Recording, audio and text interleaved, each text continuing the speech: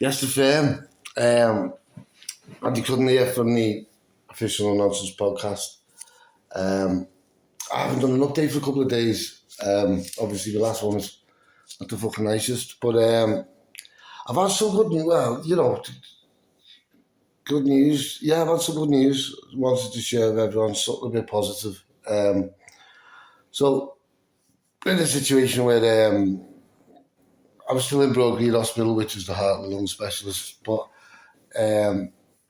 Clafferbridge, which is the cancer specialist hospital, I'm being referred to there, but obviously I'm still getting treated for my heart, so Clafferbridge need to provide like a detailed medical treatment plan with like an accurate sort of schedule of what happens when, so my guys can sort of tweak me medication, and because I'm better, I'm very reliant on blood transfusions at the moment, and a lot of medication. So it's just a case of getting all the right heads together, and it's just dragging out a bit. So one of the livelier ones in our team, Lisa, she's a funny girl. She phoned up a little irate to try and hurry this along, and she managed to get hold of the main consultants from Clatterbridge, who just happened to be passing this phone when it rang. She told them the story, and this fella said, like, I'd very much like to meet Andrew. I'll come over in the morning, because he said he drives past Broadgreen to get to work. So he requested one of our surgical team here, the heart surgeons, and he brought his own lackey, like his little general, who I now believe to be an anaesthetist.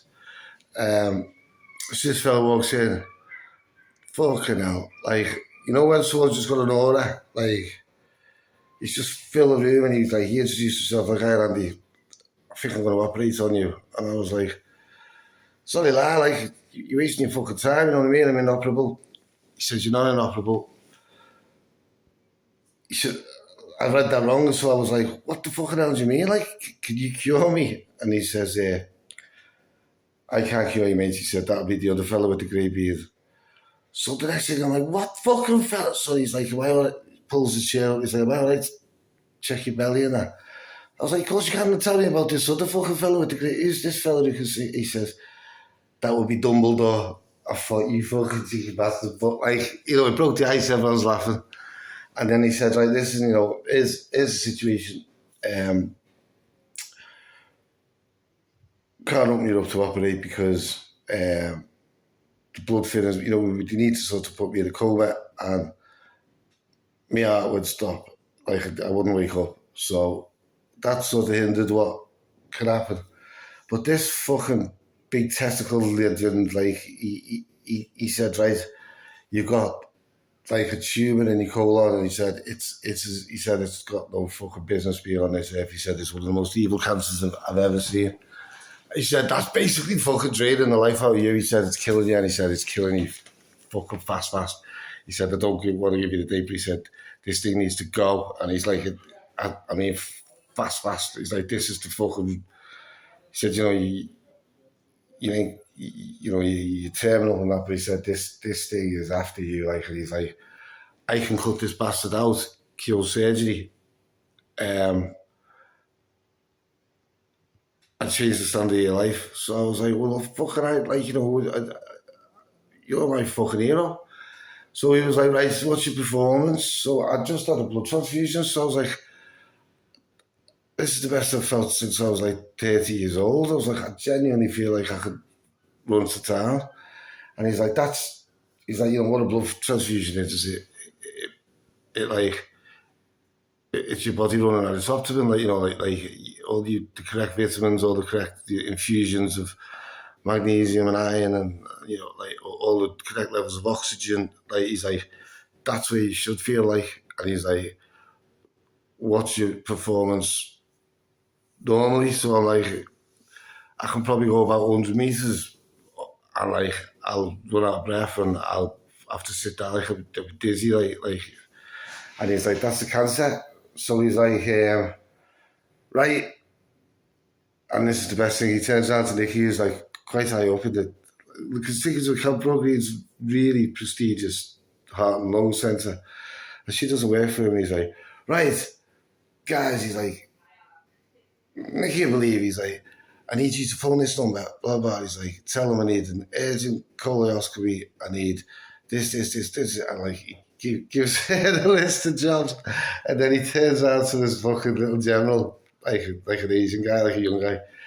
He goes, options, and the fella's like, well, we could use local, like 40 cc's of butter, and he was like, no. He's like, oh, we could go with a butter, and he was like, yeah, we'll pad that out. He's like, options, and this fella comes out with all of these different medicines and he's like, right, there's our plan, and he's like, you know what to do, and he's like, yeah, and then you know what to do, and this other fellow was like, yeah, and then I swear I don't even think he opened the door, he just sort of fucking phased out, like, or like he might have went like Doctor Strange, like with the ring or something, like, but he left his fucking crew behind, like he just went, Andy, you've seen a lot of it, and he just fucked off into the air, and like this was like all over the space of about 6 minutes, but like the 6 powerful fucking minutes. So when you just meet a guy who's got something about, like, I mean, he wasn't like me, like he was a particularly handsome guy, not like that, but he just filled the room. Like you meet a few people, yeah, Stefan. I know a lot of the people watching this don't watch no nonsense, but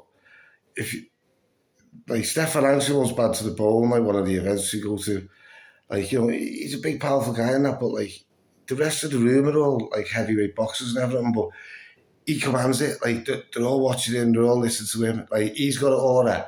This fella was like that. He was like Jurgen Klopp, you know what I mean? Like if you Jurgen Klopp, like you watch him in a press conference, everyone's smiling, like waiting for his, like that's what this guy was like. Like he just dead positive, like just floated in here, fucking, and then just fucked off into the distance, like,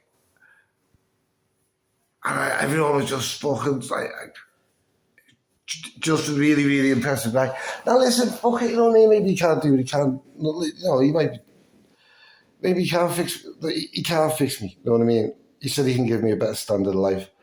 Like maybe he can, but fuck me, I've got someone who wants to try, you know what I mean? Everyone else has been hugging me and crying, you know what I mean? Like everyone else is like fucking, this is the first person who's come in and he's like, fucking yes, you know what I mean? Fucking saddle up, we're going to war. I was like, fuck, is it fucking right we are?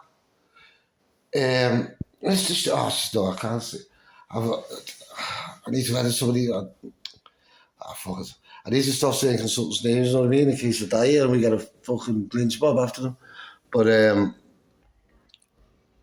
yeah, what a great day, you know what I mean? Like, just, I got my head over dying, like, I think it's pretty cool now, you know what I mean? Like, if I was meeting a girl in the bar now, I'd be like, I'm Andy Crudden, you know what I mean? Fucking Libra, I'm dying. Like, you know what I mean? Like, it's pretty unique. But this fella came in, and do you know what I mean? I've got no quit in me. You know what I mean? If there's anything to I'm going through, I'll do this shit, right? But everyone who I spoke to was like, all you want to do is hug and kiss me and fucking cry. And like this fucking swashbuckler's just walked in, like fucking put his 6 shooters on and told me we're going in. It's like fucking yes, we are, sunshine. I say I haven't heard from him since. He probably wasn't even a doctor. He's probably just some smart ass walking past. But yeah, just great. Then I had Paul in yesterday and my kids in.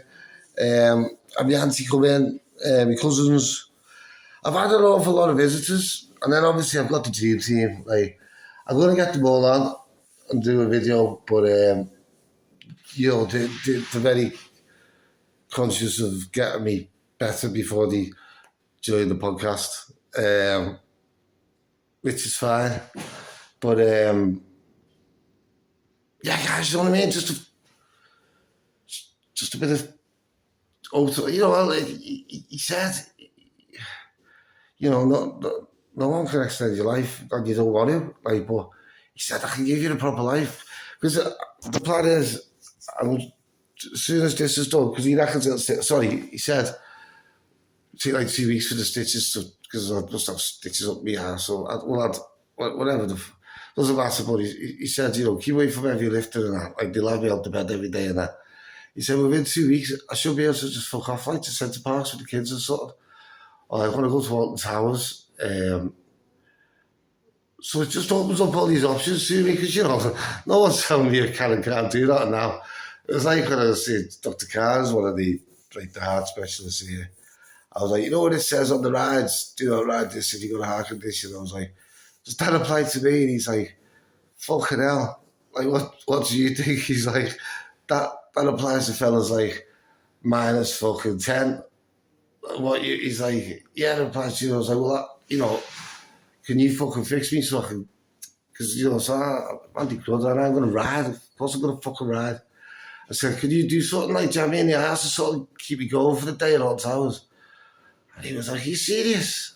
I said, fucking deadly serious, like, you know what I mean? I'm going to ride in the front, and I always have to check when I try and breathe out, so I've got a bit of wiggle room.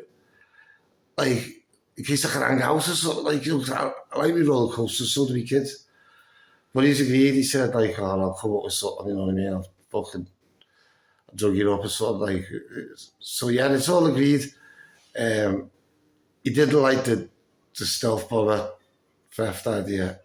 But like I say, I'm not looking for approval. I was looking for medical help. But yeah, this guy, what the fuck? Loved it. Right, guys, it's nearly 9:15. I'll get my team coming in at the end. I'll have to go over all the fucking. I must be more banded today because they set it up like a fucking. Like an amphitheatre. I've got that many I've got 4 chairs in here today, so I must be getting more banded visited. They did that while I was in the shower as well. Anyway, if they feel really good today, so if they give me any good news, I'll do another video. But otherwise, bottom for to you guys. Peace out, and I'll start doing a couple more updates. Right, cheers, everyone.